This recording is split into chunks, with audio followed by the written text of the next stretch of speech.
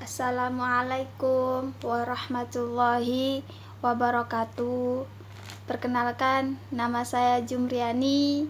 Saya dari kelas 5C pagi.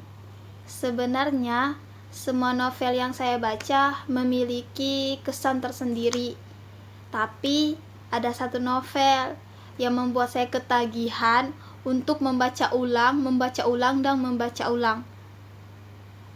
Novel ini pernah difilmkan tahun 2009 dan berhasil meraih penonton 3 juta. Novel apakah itu? Jeng jeng jeng jeng jeng jeng jeng jeng jeng. Apa? Ya, benar sekali. Novel Ketika Cinta Bertasbih. Di sini saya ingin bercerita tentang isi novel Ketika Cinta Bertasbih seri 1. Ceritanya itu seperti ini. Novel ini menceritakan tentang perjuangan seorang pemuda yang bernama Abdullah Khairul Azam yang memilih menuntut ilmu di Universitas Al-Azhar, Kairo, Mesir. Azam dikenal sebagai sosok yang tegas dan dewasa. Dia sangat berpegang pada prinsip-prinsip Islami dalam kehidupan sehari-harinya. Di kalangan teman-temannya, Azam menjadi panutan dan sosok yang bisa diandalkan. Di tahun pertama, Azam menjadi mahasiswa yang berprestasi dengan predikat Jayyid Jiddan atau sangat baik. Dia sangat optimis bisa menggondol gelar dokter pulang ke Indonesia. Tapi setelah ayahnya meninggal, sebagai anak tertua, dia harus bertanggung jawab untuk membiayai ibu dan adik-adiknya yang ada di Indonesia. Dia membuat tempe, membuat bakso, lalu menjualnya. Bahkan Azam rela meninggalkan studinya untuk sementara dan lebih fokus untuk mencari nafkah untuk adik-adiknya di Indonesia serta dirinya di Kairo. 9 tahun Azam membanting tulang untuk membiayai keluarganya yang ada di Indonesia. Terkadang dia iri melihat teman-teman seangkatannya sudah lulus atau bahkan ada yang hampir menyelesaikan S2-nya. Tapi dia berpikir Azam berbeda dengan dia. Mereka mungkin tidak ada tanggungan seperti dirinya. Makanya dia harus lebih kuat dan harus lebih tabah. Azam lebih dikenal sebagai pembuat tempe, penjual tempe, dan pembuat bakso. Sampai di kalangan mahasiswa Indonesia yang berada di Al-Azhar Kairo menjulukinya insinyur bakso, insinyur tempe, insinyur tukang masak. Dia kadang tertawa ketika teman-temannya menjulukinya itu. Dia tak perlu susah-susah untuk kuliah di teknik, udah dapat gelar insinyur. Tapi itu membuatnya merasa senang, pelipur darah di hari-harinya yang begitu berat. Azam pernah menaruh hati kepada seorang model yang bernama Eliana. Entah kenapa ketika ia melihat Eliana, hatinya itu berdesir-desir. Desir pasir di padang tandus. Oh, beda filmnya. Oh, salah, maaf. Dia hatinya tuh berdesar-desir. Tapi dia berpikir lagi, duniaku sama dunia Eliana tuh berbeda. Eliana dengan gaya hidupnya yang begitu bebas, dengan pakaian yang tidak menutupi auratnya. Azam lalu berpikir, oh, beda. Tiba-tiba Eliana meminta bantuan kepada Azam untuk menjadi juru masak di acara ayahnya, penyambutan tamu ayahnya. Azam lalu membantunya, tapi sebenarnya tuh Azam udah lelah Dari pagi sampai malam itu sudah menunggu catering dan sebagainya. Tiba-tiba diminta bantuan oleh Eliana. Rasanya ingin menolak, tapi karena terus-menerus Eliana memohon, azan pun luluh. Eliana lalu berjanji, saya akan memberikan hadiah spesial untuk Mas Azam. Azam pun dengan baik mengerjakan apa yang diarahkan oleh Eliana, pergi ke pasar, mencari bumbu-bumbu untuk ikan bakar, lalapan, dan sebagainya. Hingga tengah malam, Azam pun pulang ke hotel. Lalu Eliana menelpon, Mas Azam, kok pulangnya cepet ya? Maaf Mbak Eliana, tadi Pak Ali sakit perut, saya ajak pulang bareng-bareng. Sayang, saya ingin memberikan hadiah spesial. Hadiah spesial apa Mbak Eliana? Itu loh, ciuman ala Perancis. Kaget loh Azam. Astagfirullahaladzim. Untung saya sudah pulang. Alhamdulillah Mbak. Loh, kok alhamdulillah sih Mas? Iya, karena itu menjadi musibah buat saya. Sudah ya Mbak, saya capek. Dia lalu menutup teleponnya. Eliana langsung marah. Berani-beraninya seorang penjual tempe menutup teleponku seperti ini. Dasar, awas ya nanti. Dengan perasaan marah, Eliana masuk ke kamar hotelnya juga. Keesokan harinya, Eliana terus mencari Azam dengan perasaan marah. Dengan perasaan marah yang menggebu-gebu, Azam ternyata lagi jalan-jalan bersama Pak Ali.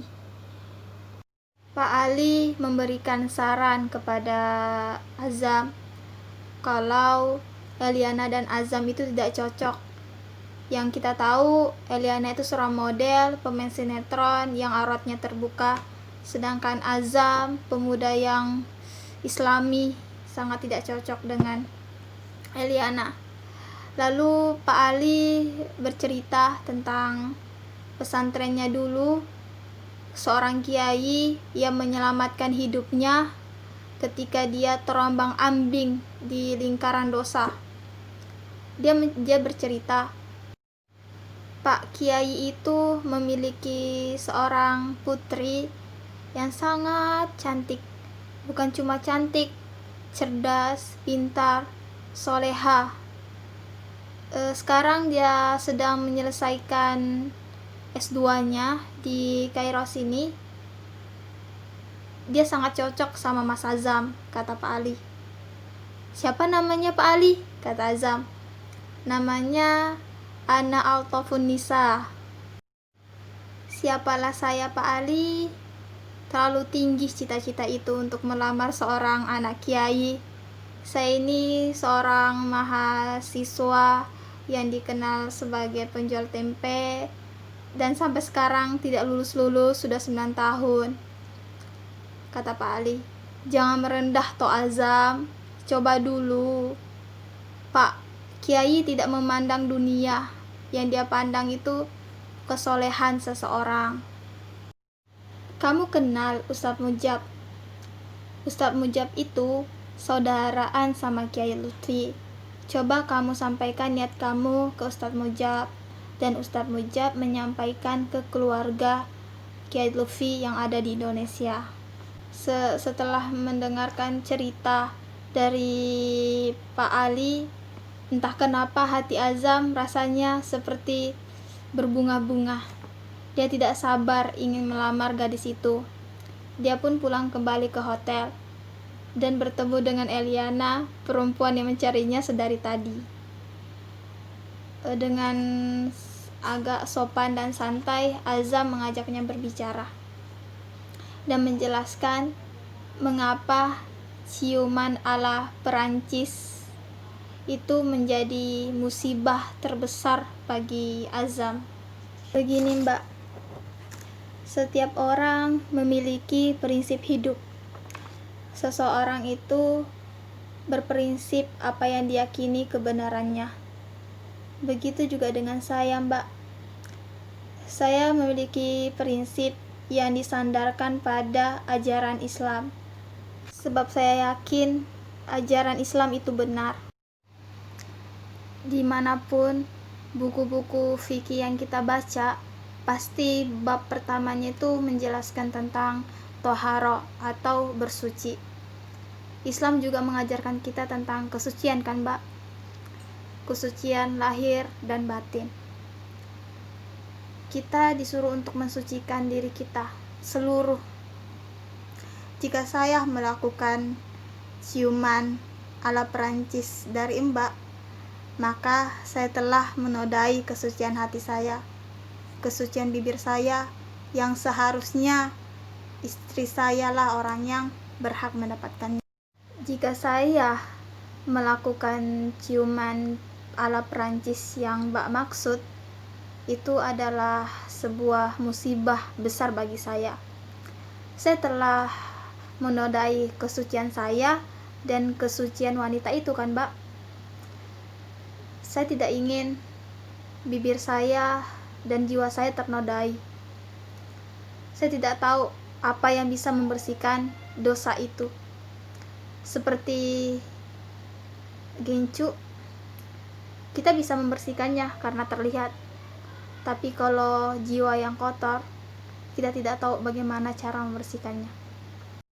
Maka dari itu, saya selalu dan ingin menjaga kesucian hati saya, baik lahir dan batin. Saya ingin menghadiahkan ciuman itu untuk istri saya kelak, yang akan melahirkan pundi-pundi pahala. Setelah mendengar itu, Eliana langsung berpamitan pulang.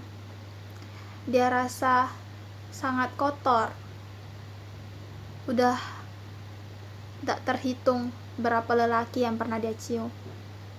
Betapa kotornya dia dibanding sepupunya Nurjana. Sekarang dia baru mengerti. Dulu waktu orang tuanya berkunjung ke Indonesia, mengunjungi keluarganya di sana, dia bertemu dengan sepupunya bernama Nurjana. Nurjana sangat enggan bersalaman dengan bapaknya Eliana. Oh, ternyata Nurjana menjaga kesucian hatinya. Kesucian yang dijaga itu akan menjadi hadiah terbesar buat suaminya kelak. Dia langsung menangis dan apa yang dikatakan Azam itu membekas dalam hatinya. Ketika Azam kembali ke kontrakannya selama 4 hari berada di luar, dia langsung siap-siap untuk bertemu dengan Ustadz Mujab dan menyampaikan niat baiknya untuk melamar saudaranya, yaitu Ana Altafun Nisa. Ustadz Mujab bertanya, "Kamu sudah tahu orangnya? Kamu sudah lihat rupanya?" Azam lalu menjawab, "Tidak Ustadz, cuma firasat." "Kamu aneh toh Azam. Bagaimana mungkin kamu melamar seorang gadis tapi tidak mengenalnya, tidak tahu rupanya seperti apa?" "Tapi maaf Zam, kamu terlambat. Ana Altafun Nisa sudah dilamar." "Dilamar sama siapa, Pak Ustadz?" "Sama sahabatmu sendiri, Furqan." "Begini Zam, ketika aku dihadapkan dua pria, yang satunya rajin belajar, menata masa depan, dan yang satunya sibuk berjualan tempe dan bakso dan mengesampingkan kuliahnya, maaf Zam, aku lebih memilih pemuda yang pertama." Azam lalu pamit dengan hati yang agak sedikit sakit. Air matanya jatuh. Dia tidak menyalahkan orang-orang yang meremehkannya, karena benar, dia cuma mahasiswa yang sudah 9 tahun tidak lulus-lulus. Dia lalu kembali ke kamarnya dan matanya menoleh ke meja dan melihat ada surat dari adiknya di Indonesia. Dia baca kembali, adiknya yang paling bungsu butuh biaya untuk operasi, untuk membeli seragam, untuk membeli keperluan pesantren. Lalu dia menyadarkan dirinya, alhamdulillah ada hikmahnya lamaran saya tidak diterima, dan lamar Ana Altafonisa sudah dilamar orang lain.